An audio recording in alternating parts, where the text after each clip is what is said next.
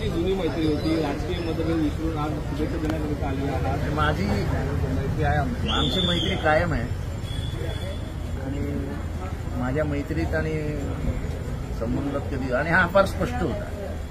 हा इतरांसारखा गद्दार नव्हता. यांनी आत्मन कालाकांड नाही. श्रीकांत याचा मित्र होता हे मला माहिती होतं, पण ह्यांनी माझ्याशी कधी गद्दारी नाही.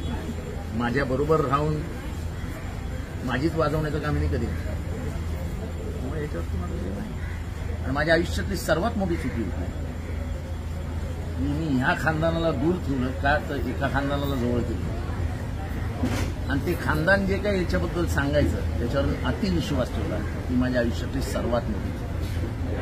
तुम्हाला कबूल करताना लाजही वाटत नाही. त्याच्या वडिलांनी कशा बिल्डिंगी चुकीच्या बांधल्या आहेत, त्याच्यावर कशी इन्क्वायरी बसवली पाहिजे, त्याची कागदपत्र कशी जमा केली होती, सगळं मला माहिती. असल्या गोष्टी राजकारणात करायच्या नसतात आणि द्यायची साथ तर मरणापर्यंत द्यायची असते. अशा मैत्रीमध्ये दुरावा येत नाही. मैत्री असते ती निखळ असली पाहिजे, स्वच्छ असली पाहिजे. आम्हाला जेव्हा श्रीकांतला भेटायला जायचं तेव्हा सांगून जायचा की श्रीकांतकडे जातोय सर. आणि श्रीकांतला पण माहिती होतं की हा माझ्याकडे.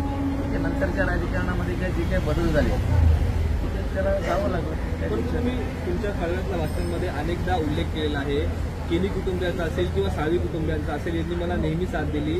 हे बघा, मनोहर साळवी, कोण नेमकं गद्दार, नेमकं मनोहर साळवी या माणसाबद्दल मला आजही आदर आहे, उद्याही असेल आणि परवाही असेल. हा माझ्या जवळ होता, आहे आणि राहील. पण ज्यांनी माझ्या जवळ असल्याचं नाटक करून माझा गळा दाबला त्यांच्याबद्दल न बोललेलो. चला, जय हिंद, जय महाराष्ट्र.